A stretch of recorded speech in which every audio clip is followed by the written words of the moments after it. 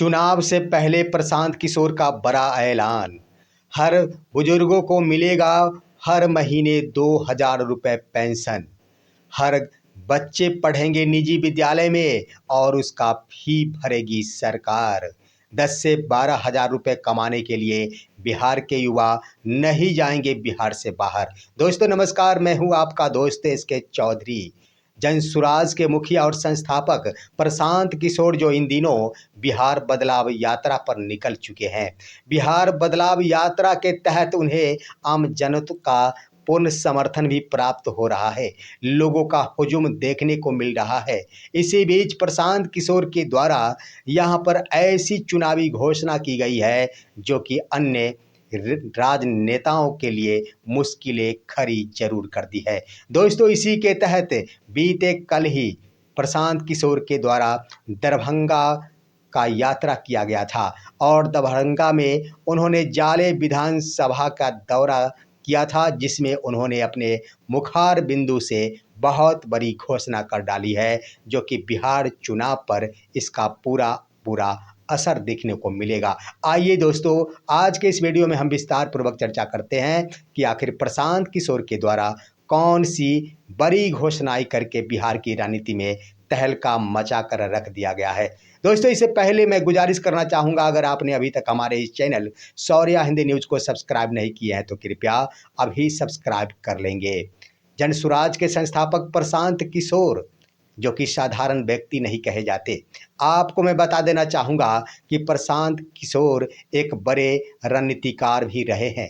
प्रधानमंत्री नरेंद्र मोदी आज सत्ता में है, वह प्रशांत किशोर के रणनीति के बदौलत ही है।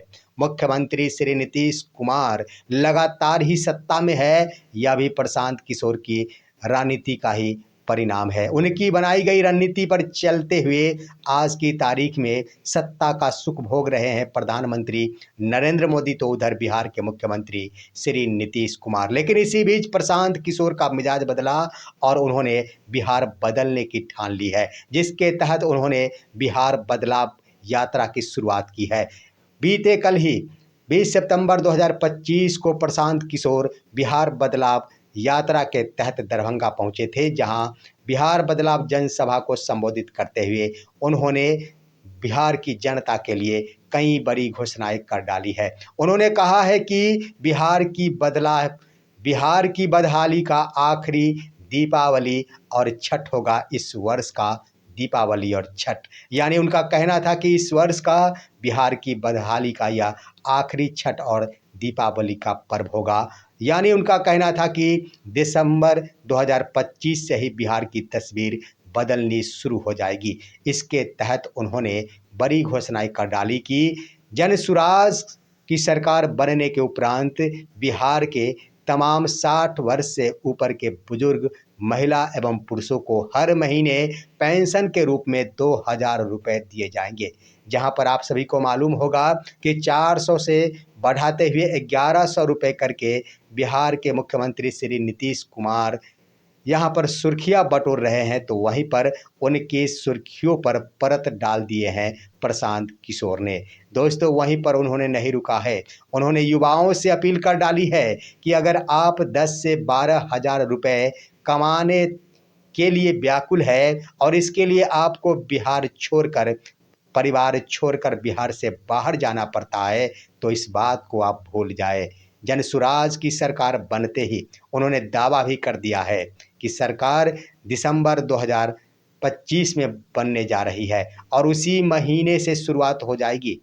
इतना ही नहीं, 10 से 12,000 रुपए कमाने के लिए बिहार के एक भी युवा को बिहार से बाहर अपने अपने परिवार को छोड़कर नहीं जाना पड़ेगा।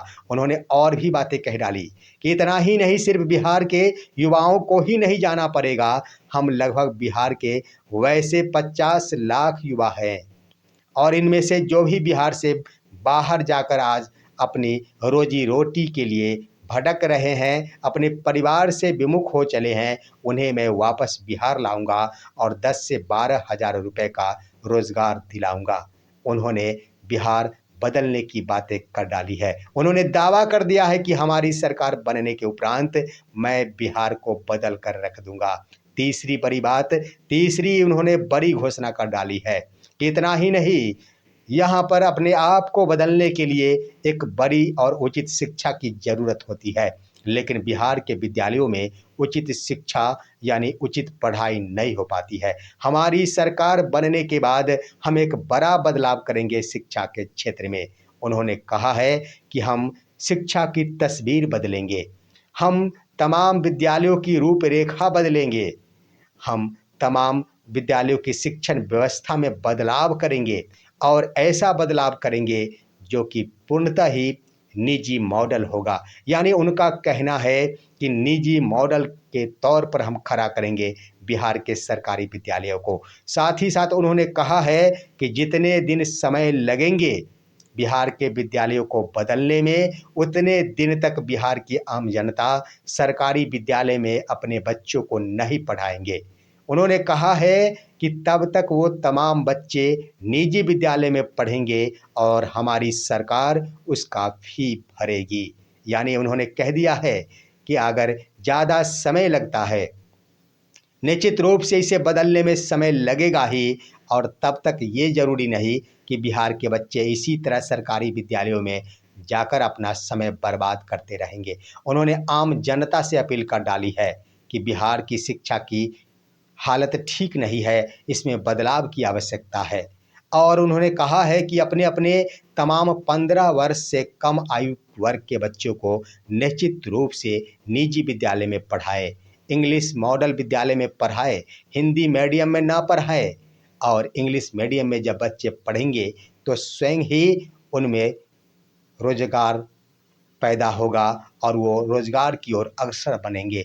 उन्होंने अपील कर डाली है और वादा कर दिया है कि हमारी सरकार बनने के उपरांत निजी विद्यालयों में पढ़ाने के पैसे हमारी सरकार पेमेंट करेगी। दोस्तों, बड़ा बदलाव दो तरफी कार्य किया जा रहा है। एक तरफ तो जब तक विद्यालयों का रूप बदल नहीं जाता तब तक शिक्षण हेतु राशियां भी प्रदान की जाने वाली घोषणा की गई है, तो दूसरी तरफ वर्षों से बिहार के विद्यालयों की हालात जो खराब है उसे भी बदलने की घोषणा कर दी गई है। दोस्तों, उन्होंने मंत्री जीवेश मिश्रा के बारे में भी बड़ी बातें कह डाली है। उन्होंने कहा है कि मंत्री जीवेश मिश्रा के बारे में आपका क्या कहना है। जब मीडिया के द्वारा पूछा गया तो उन्होंने कहा कि उनके ऊपर अब तो कानून ही कार्रवाई कर रही है, कोर्ट के द्वारा कार्रवाई की जा रही है। उन्होंने कहा कि उनके ऊपर नकली दवा बेचने का आरोप है, जिसके आधार पर कानून के द्वारा उन पर कार्रवाई की जा रही है, परंतु आम जनता के द्वारा उन पर कार्रवाई तब की जाएगी जब चुनाव के दरमियान जीवेश मिश्रा यहाँ आएंगे, वोट मांगने आएंगे और उस वक्त बिहार की जनता उन्हें बेरोजगार कर देंगे, तब उन पर कार्रवाई मानी जाएगी। यानी खुले तौर पर उन्होंने भी कह दिया है कि मंत्री जीवेश मिश्रा नकली दवा के आरोपी है, जिसके ऊपर कोर्ट के द्वारा कार्रवाई की जा रही है। दोस्तों, उधर मंत्री जीवेश मिश्रा अलग ही राग आलाप रहे हैं। अपने आप को स्वच्छ साबित करने के लिए नेता प्रतिपक्ष तेजस्वी प्रसाद यादव को लीगल नोटिस भिजवा रहे हैं कि वो सार्वजनिक रूप से इस बात को लेकर क्षमा मांगे कि उन्होंने कहा था कि मैं नकली दवा का आरोपी हूं। दोस्तों, यहाँ पर प्रशांत किशोर के द्वारा भी उन्हें आरोपित कहा जा रहा है, और तो उधर खुद ही मंत्री का कहना है कि मैं सजा याफ्ता नहीं हूँ, मेरे ऊपर यह आरोप लगा था परंतु मुझे राहत दे दी गई है। जरा सोचिए दोस्तों कि आखिर राहत दे दी गई तो क्या वो बिल्कुल स्वच्छ हो गए क्या? उन्हें खुद तो समझना चाहिए था कि कोर्ट के द्वारा उन्हें सिर्फ राहत दी गई है, ना कि बरा किया गया है, यानी बरी की गई है। उन्होंने खुद ही कहा है कि मुझे राहत दी गई है, तो कम से कम समझ लेना चाहिए था कि राहत का मतलब ये नहीं होता कि व्यक्ति को क्लीन एंड चिट मिल जाता है, क्लीन चिट मिल जाता है। दोस्तों, ये है हालात। आखिर प्रशांत किशोर लगातार ही चुनावी सभा में जाकर यहाँ पर आम जनताओं को रिझाने में सफलता प्राप्त कर रहे हैं। लेकिन आपका विचार क्या कहता है?